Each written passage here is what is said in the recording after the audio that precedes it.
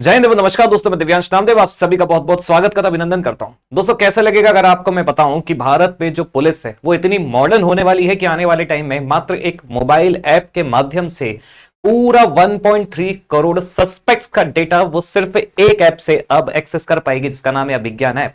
और ये कुछ ऐसी तकनीक होने वाली है कि भारत का जो पुलिस का मॉडर्नाइजेशन होने वाला है वो more sort of preventive policing की तरफ जा रहा है। आइए पूरा मामला समझते हैं, क्योंकि आर्टिकल बड़ा इंटरेस्टिंग है। क्योंकि अभी कुछ ही दिन पहले आपने सुना होगा कि भारत में नेशनल ग्रिड और गांडेव टूल का यूज करते हुए अच्छे खासे जो टेररिस्ट होते हैं, टेरर जो ऑर्गेनाइजर्स होते हैं या फिर कुछ ऐसी गतिविधियों में जो इन्वॉल्व रहते हैं जो भारत विरोधी होती है, उनको तक ट्रेस करने में एआई की सहायता हो रही है। यहां पर अब पहली बार आपको ऐसा सुनने को मिल रहा है कि पुलिस भी अब उस तरफ बढ़ रही है जहां पर मॉडर्न पुलिसिंग नाम का शब्द आ रहा है। कुल मिला के जो डिजिटल गवर्नेंस है अब वो पुलिस को डिजिटली एम्पावर करने में लगा हुआ है। और अगर आप आर्टिकल्स देखेंगे तो इस पूरी चीज को डेवलप किया जा रहा है by the NCRB, national crime bureau के द्वारा। और एनसीआरबी की अगर बात की जाए, इसके द्वारा नाफिस नाम का एक national automated fingerprint identification system generate किया गया है। इस पर्टिकुलर ऐप का नाम है अभिज्ञान ऐप, जिसका पर्पस सिर्फ एक रहने वाला है कि जो भी सस्पेक्ट्स है, जो भी क्रिमिनल्स है, उनका रियल टाइम डेटा चेक किया जाएगा। और आपको तो पता है भारत में प्रचलन है कि कहीं ना कहीं पुलिस की चेकिंग तो चलती ही रहती है, फिर भले ही वो हेलमेट के नाम पे हो या फिर किसी भी प्रकार के आपके डॉक्यूमेंट वेरिफिकेशन के नाम के हो, किसी ना किसी चुंगे नाके चौगड्डे में पुलिस वाले खड़े ही मिलते हैं। लेकिन इमेजिन करिए अगर उनकी जो नजरें है किसी एक सस्पेक्ट पर पड़ती है जहां पर वो उसका आइडेंटिफिकेशन मांगते हैं कि आपके फिंगरप्रिंट्स की हमें आवश्यकता है, और अगर मात्र 35 सेकंड में उस पर्टिकुलर क्रिमिनल या सस्पेक्ट की पूरी हिस्ट्री अगर उस पर्टिकुलर ऐप में आ जाती है, तो आप समझ सकते हैं कि अपने आप में यह बहुत बड़ा कदम हो सकता है इन द प्रिवेंटिव मेजर्स। क्योंकि भारत में अक्सर पुलिस का जो रोल है अभी भी जो बॉलीवुड में दिखाया जाता है, अभी भी जो आप अपने इर्द गिर्द देखते हैं कि हमेशा जुर्म होने के बाद ही पुलिस का सायरन बजता है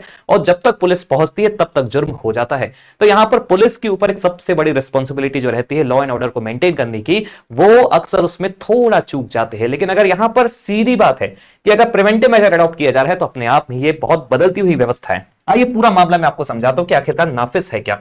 तो फिलहाल नाफिस की अगर बात की जाए तो it is national automated fingerprint identification system. और देखिए ये नाफिस जो व्यवस्था है और ये जो आइडेंटिफिकेशन है वाया द फिंगरप्रिंट, ऐसा नहीं है कि बस भारत में शुरू हुई है।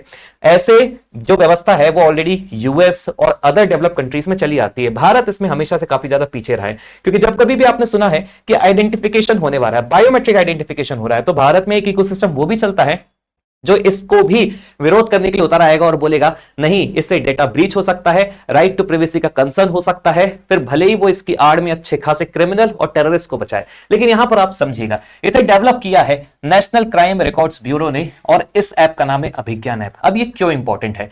सबसे ज्यादा जरूरी बात है इसमें रियल टाइम सस्पेक्ट का आइडेंटिफिकेशन होगा, फास्टर इन्वेस्टिगेशन हो जाएगी। और देखा जाए तो हर एक राज्य को एक टेक्नोलॉजी ड्रिवन पॉलिसिंग मिलेगी जो कि क्रिमिनल जस्टिस सिस्टम को और ज्यादा स्ट्रॉन्ग कर देगा। एट प्रेजेंट ऐसे क्रिमिनल्स जो अभी जानते हैं कि किस तरीके से सिस्टम का लूपहोल का यूज करना है। अब अमित शाह जी ने अभी हाल फिलहाल में बोला है कि जो नाफिस का यूज है क्रिमिनल जस्टिस रिफॉर्म में उसका और वाइडर यूज होना चाहिए। तो आप इमेजिन करिए कि अगर हर एक क्रिमिनल एक्टिविटी का अगर सरकार के पास एक इंटीग्रेटेड डेटा आ जाए तो हो सकता है कि भारत में इसमें काफी बड़ी सफलता हासिल हो जाए।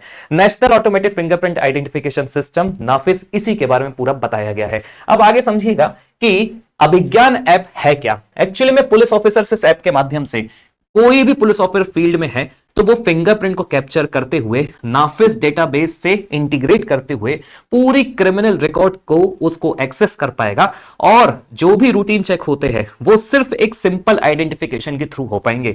सबसे बड़ा फीचर ये है कि इस पूरी प्रोसेस में मात्र किसी भी पुलिस वाले को 35 सेकंड लगने वाले हैं। समझिएगा बात को, सिर्फ आधा मिनट से 5 सेकंड ज्यादा। तो आप इमेजिन कर सकते हैं कि हमारे लिए तो सबसे बड़ा कंसर्न यही रहा है कि बहुत ज्यादा टाइम कंज्यूमिंग प्रोसेस होती है पुलिस की। लेकिन अगर रियल टाइम में कुछ चीज हो रही है तो अच्छा खासा प्रिवेंटिव मेजर भी यहां पर पुलिस एडॉप्ट कर सकती है। मतलब कुल मिला के जो भारत में पुलिसिंग व्यवस्था है वो प्रिवेंटिव की तरफ जा रही है। नाफिस की अगर बात की जाए तो देखिए इसे नेशनल क्राइम रिकॉर्ड्स ब्यूरो के द्वारा बनाया गया है। ऑब्जेक्टिव क्लियर है, नेशन वाइड फिंगरप्रिंट डेटाबेस लाना फॉर द क्रिमिनल आइडेंटिफिकेशन।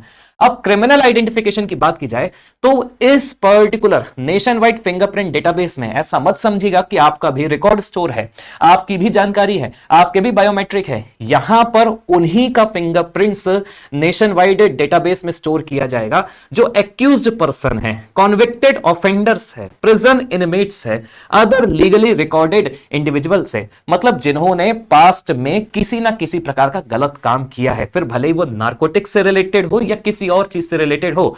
अगर कॉन्विक्टेड ऑफेंडर्स है तो सिर्फ ऐसे ही व्यक्तियों का, ऐसे ही क्रिमिनल्स का इस पर्टिकुलर डेटा में और डेटाबेस में इनका पूरा नाम, जिक्र, हर एक चीज स्टोर की जाएगी। स्केल की अगर बात की जाए तो इमेजिन करिए ये स्केल जो बताया जा रहा है 1.3 प्लस करोड़ रिकॉर्ड्स इस पर्टिकुलर डेटाबेस में स्टोर हो पाएंगे। मतलब आप समझ सकते हैं कि अभिज्ञान ऐप के माध्यम से जो पुलिस है, अलग अलग स्टेट की जो पुलिस है, वो 1.3 करोड़ प्लस रिकॉर्ड्स को एक्सेस कर पाएगी, वो भी मात्र 35 सेकंड में। कारण यही है कि अमित शाह जी ने फिर से क्विक जस्टिस डिलीवरी के लिए यूज ऑफ टेक को, अभिज्ञान को लेकर और ज्यादा एनफोर्स किया है, बोला है कि आप इसका ज्यादा से ज्यादा यूज करिए। लेकिन फिर भी अगर अपन देखा जाए कि इसमें किस तरीके के ऑफेंडर्स आ सकते हैं, तो यहां पर देखिए पहली फील्ड है नार्कोटिक ऑफेंडर्स की, दूसरी है ह्यूमन ट्रैफिकिंग केसेस से रिलेटेड, प्रिजन रिकॉर्ड से रिलेटेड, क्रिमिनल सस्पेक्ट से रिलेटेड, कॉन्विक्टेड क्रिमिनल से रिलेटेड। मतलब अगर आप देखेंगे तो लॉ एंड ऑर्डर को मेंटेन करने के लिए पुलिस का जो ज्यूरिडिक्शन होता है, जिसमें narcotic, human trafficking case, prison record, criminal suspect, convicted criminals, लगभग सारे ही सस्पेक्ट्स को यहां पर कवर किया गया है। तभी तो जाकर जो पूरा आंकड़ा आ रहा है वो 3 और 1.3 प्लस करोड़ के ऊपर का जा रहा है। और अगर इनकी इंफॉर्मेशन, इनके बायोमेट्रिक को मात्र 35 सेकंड में पुलिस वाले एक्सेस कर पा रहे हैं, तो अपने आप में ये बहुत बड़ा कदम है, जिसमें हम बोल सकते हैं कि भारत की जो पुलिस है अब जल्द ही वो न्यूयॉर्क LYPD जो अदर डेवलप्ड कंट्रीज की पुलिस उसके मुकाबले बिल्कुल जा रही है। और आपने देखा भी होगा कि अभी जंतर मंतर में भी जो प्रोटेस्ट चल रहा था, उसमें भारत की जो दिल्ली पुलिस है उन्होंने भी बड़ा बेहतरीन काम किया। उनके बकायदा जो वो कैवलर पहने थे, वहां पर कैमकॉर्डर्स थे, मतलब वो हर एक जो गतिविधि है उसको रिकॉर्ड भी कर रहे थे, जैसा कि दूसरे देशों में होता है। तो अगर रिकॉर्ड कर रहे थे और अगर उनके पास मोबाइल है, क्योंकि आजकल तो हर एक के पास स्मार्टफोन है, तो आप समझ सकते हैं कि अभिज्ञान ऐप के माध्यम से सिर्फ उन्हें ट्रेन होने की आवश्यकता है, वो इजीली सारी चीजों को एक्सेस कर पाएंगे। अब देखिए इसका इंपॉर्टेंस क्या है। यहां पर आपके पास एक अच्छा खासा नेशनल क्रिमिनल आइडेंटिफिकेशन फ्रेमवर्क तैयार हो रहा है, जिसकी हमेशा से कमी रही है। स्टेट टू स्टेट जो हमेशा से चेंज होता है, और कभी कभार तो स्टेट टू स्टेट कोऑर्डिनेशन करने में जो टाइम कंज्यूम होता है वो यहां पर पूरा हो जाएगा।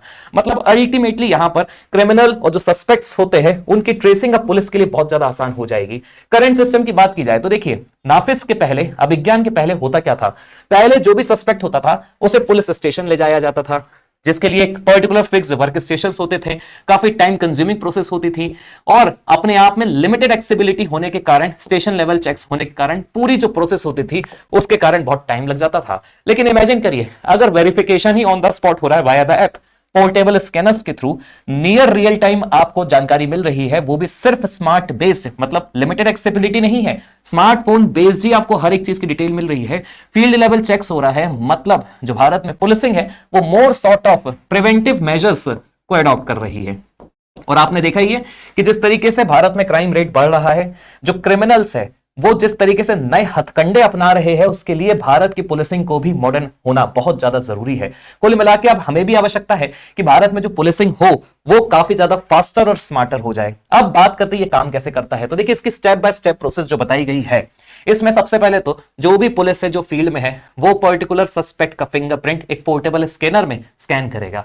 बाद में इस स्कैनर के थ्रू जो फिंगरप्रिंट लिया गया है वो अभिज्ञान ऐप में स्टोर किया जाएगा। अभिज्ञान ऐप के थ्रू नाफिस डेटाबेस में उसकी बायोमेट्रिक मैचिंग होगी, और फिर अगर कोई क्रिमिनल हिस्ट्री है तो वो पूरी की पूरी मात्र उस ऑफिसर के स्मार्टफोन में 35 सेकंड में आ भी जाएगी। और उसके बाद जो एक्शन लिया जाएगा वो पुलिस के विवेक के ऊपर डिपेंड करता है कि वो क्या लेते हैं। लेकिन यहां पर जो चेकिंग हो रही है वो नियर रियल टाइम हो रही है।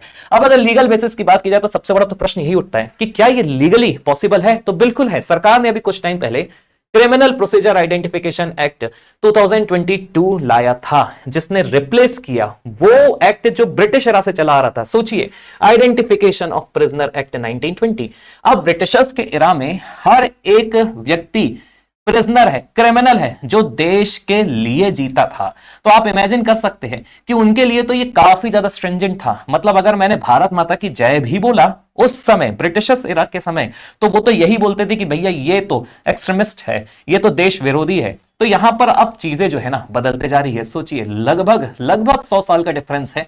Criminal procedure identification act 2022 by the BJP government लाया जाता है, जिसके लिए और जिसके माध्यम से हर एक सस्पेक्ट का fingerprint, palm prints, foot prints, photograph, iris scan, retina scan, biological sample और बिहेवियरल मेजरमेंट्स को एक डेटा के रूप में स्टोर किया जाएगा। और इसका ऑब्जेक्टिव क्या था? Modernise criminal investigation using scientific evidence, जिसकी बहुत लंबे समय से भारत में कमी थी। गवर्नमेंट क्यों इसे प्रमोट करे? क्योंकि गवर्नमेंट का सीधा सा एक व्यू है, क्राइम डिटेक्शन जो होना चाहिए वो फास्टर होना चाहिए। इंटर स्टेट क्राइम ट्रैकिंग में जो बहुत ज्यादा समय लगता है, अलग अलग स्टेट्स की पुलिस को कोऑर्डिनेट करने में जो समय लगता है, उसमें भी इंप्रूवमेंट हो जाएगा। और इसके कारण रिपीटेड जो ऑफेंडर्स होते हैं उनका भी आइडेंटिफिकेशन हो जाएगा, ताकि जल्दी से उन्हें ट्रेस करके उनके ऊपर सर्वेलेंस स्ट्रॉन्ग करके एक्शन लिया जा सके। फास्टर जस्टिस होगा। स्मार्ट पुलिसिंग का ये परफेक्ट एग्जांपल भी सेट करेगा। तो आप इमेजिन कर सकते हैं कि सरकार अगर इस चीज को बार बार प्रमोट कर रही है, तो यहां पर सरकार के जो ऑब्जेक्टिव है वो क्लियर है, जो देश के नागरिक को समझना भी चाहिए। लेकिन वही बात है, एक जो इकोसिस्टम है, आप इमेजिन कर सकते हैं, जो एक इकोसिस्टम भारत में काम करता है, जो आतंकवादियों को बचाने में लग जाता है, उनके लिए तो ये एक मुद्दा फिर से बन जाएगा। क्यों बन जाएगा? क्योंकि यहां पर जो कंसर्न आ रहा है वो आ रहा है राइट टू प्राइवेसी का वर्सेस द सिक्योरिटी का। भारत में निजता का अधिकार एक फंडामेंटल राइट है अंडर आर्टिकल 21, क्योंकि अनुच्छेद 21 की अगर बात की जाए, under article 21 personal life and liberty की जो बात करता है, उसमें राइट टू प्राइवेसी एक बहुत हिस्टोरिक जजमेंट हुआ था, Puttaswamy case 2017 versus the union of Indian, जिसमें सुप्रीम कोर्ट ने यह डिक्लेयर कर दिया था कि प्राइवेसी जो है एक मौलिक अधिकार है अंडर आर्टिकल 21, मतलब पर्सनल लाइफ एंड लिबर्टी का एक अभिन्न अंग है। अगर आप बायोमेट्रिक्स ले रहे हैं तो ये उनकी निजता के साथ वायलेशन भी हो सकता है। लेकिन हम आम नागरिक की यहां पर बात नहीं कर रहे हैं, हम यहां पर क्रिमिनल्स की बात कर रहे हैं, रिपीटेड ऑफेंडर्स की बात कर रहे हैं, या फिर सस्पेक्ट्स की बात कर रहे हैं। अब कोर क्वेश्चन तो यहां पर वही बनता है, can large scale biometric collection remain proportionate and lawful? तो मुद्दा यहां पर अब हो सकता है कि डिबेट नहीं छिड़ जाए, लेकिन फिर भी अगर भारत में सिग्निफिकेंस की बात की जाए तो मॉडर्नाइजेशन ऑफ पुलिसिंग बहुत ज्यादा जरूरी है, क्योंकि ये हमारे डिजिटल इंडिया को सपोर्ट करती है। स्मार्ट पुलिसिंग आज की नीड है, ई गवर्नेंस को प्रमोट करती है, और साथ ही साथ क्रिमिनल जस्टिस रिफॉर्म में जो हम बोलते हैं स्पीडी जस्टिस का, तो इसके लिए भी ये कंडीशन यहां पर फुलफिल हो जाती है। Further more it strengthens forensic investigations, criminal intelligence gathering and last one is national security mechanism। मतलब एक ऐसा मैकेनिज्म हमारे लिए एक stringent यहां पर फ्रेमवर्क तैयार हो जाएगा, जिसमें हम सब आप सब जानते हैं कि देश के अंदर भी कुछ ऐसी ताकतें हैं जो देश को दीमक की तरह खा रही हैं, तो उनको भी यहां पर ट्रेस करने में काफी ज्यादा आसानी हो जाएगी। लेकिन प्राइवेसी कंसर्न तो है, क्योंकि जो सबसे बड़ा कंसर्न रेस किया जा रहा है वो सर्वेलेंस रिस्क का किया जा रहा है, क्योंकि रैंडम बायोमेट्रिक चेक क्या कर सकता है, स्टेट का जो सर्वेलेंस उसे एक्सपेंड कर सकता है। डेटा सिक्योरिटी का क्वेश्चन यहां पर रेज हो सकता है, मिसयूज ऑफ इंफॉर्मेशन भी हो सकती है वाया द अनऑथराइज्ड एक्सेस और प्रोफाइलिंग, और फॉल्स पॉजिटिव्स भी यहां पर क्रिएट किए जा सकते हैं। मतलब जिसमें इनकरेक्ट फिंगरप्रिंट्स अगर मैच होते हैं किसी भी एक नॉर्मल सिटीजन के साथ भी, तो यहां पर तो आप समझ रहे हैं ना, इनोसेंट सिटीजन्स के ऊपर भी गाज गिर सकती है। तो देखिए, अगर कोई सिस्टम होता है उसके अगर प्रोज होते तो कॉन्स भी होते हैं, लेकिन सिस्टम इंट्रोड्यूस करने के बाद ही हम उस कमी को पूरा कर पाते हैं। तो ये धीरे धीरे व्यवस्था बदलने वाली, क्योंकि ऑलरेडी ये व्यवस्थाएं दूसरे देशों में चलती है।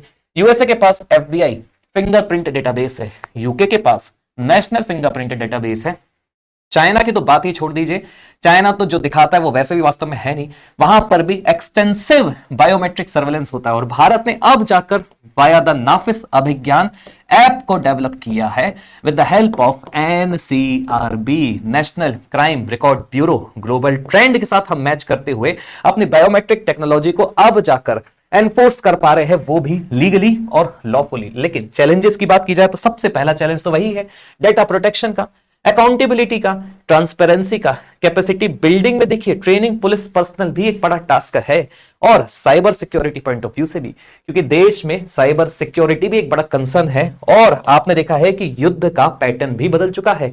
हाइब्रिड वॉरफेयर जब से चालू हुआ है, साइबर रिलेटेड जो एक कंसर्न है देश में, किसी भी देश की अगर बात की जाए तो बढ़ते जा रहा है। तो यहां पर सबसे बड़ी बात तो वही आती है कि हमें क्या सीखने को मिलेगा, क्या इसमें इंपॉर्टेंट की टेकअवेज है। अब देखिए अभिज्ञान ऐप की अगर बात की जाए तो भले ही ऑन स्पॉट फिंगरप्रिंट वेरिफिकेशन हो रहा है जिसमें 1.3 करोड़ बायोमेट्रिक रिकॉर्ड्स है, और साथ ही साथ एम्पावरमेंट भी अगर देखा जैसे सोच शक्ति कहां से मिल रही है, criminal procedure identification act of 2022 से मिल रही है जो इसका लीगल बैकिंग करता है। लेकिन अच्छी बात यह है कि इन्वेस्टिगेशन एफिशिएंसी तो बढ़ेगी, इंटर स्टेट क्राइम ट्रैक जो होता है, क्रिमिनल को ट्रैक करने का जो होता है वो भी एनहेंस होगा, पावरफुल हो जाएंगी हमारी पुलिस, यहां पर कोऑर्डिनेशन बढ़ जाएगा, रियल टाइम हम एक्सेस कर पाएंगे। कुल मिला के जो अच्छी चीजें हैं वो तो हो रही है, लेकिन फिर भी जो कंसर्न सबसे बड़ा रेस किया जा रहा है अभी भी और आगे भी, मैं आपको बता देता हूं, वो प्राइवेसी, सर्वेलेंस और डेटा सिक्योरिटी का रहेगा। मतलब ये है कि it further required robust safeguards and oversight. अब भले ही इसे फिलहाल पायलट प्रोजेक्ट के रूप में लिया है, लेकिन अगर इसे नेशन वाइड कर दिया जाता है तो धीरे धीरे करके सरकार भी व्यवस्था यहां पर सुधार सकती है। और देखिए जब से होम मिनिस्टर अमित शाह बने हैं, आपने देखा है लगातार बेहतरीन लेवल का मॉडर्नाइजेशन हो रहा है, ताकि देश के अंदर जो एक सबसे बड़ा नेशनल सिक्योरिटी रिलेटेड कंसर्न है उसको और ज्यादा अच्छे तरीके से भारत के अंदर एक आयरन डोम हम with the help of police develop कर पाए। क्योंकि बाहर के जो दुश्मन है उसे तो आप इजीली आइडेंटिफाई कर सकते हैं, लेकिन देश के अंदर जो देशद्रोही है, जो मदद करते हैं बाहरी ताकतों की, उन्हें आइडेंटिफाई करना आज के समय में काफी मुश्किल हो जाता है। अब यहां पर वही है कि सरकार को अब आने वाले टाइम में सिक्योरिटी और प्राइवेसी दोनों को बैलेंस करके चलना पड़ेगा, तब जाके इस पर अच्छा काम हो पाएगा। लेकिन फिर भी कमेंट करके दोस्तों जरूर बताइएगा कि इस ऐप के बारे में आपको सुनकर कैसा लगा, अगर आप देश हित के बारे में सोचते हैं तो। जय हिंद। एक बार फिर से आप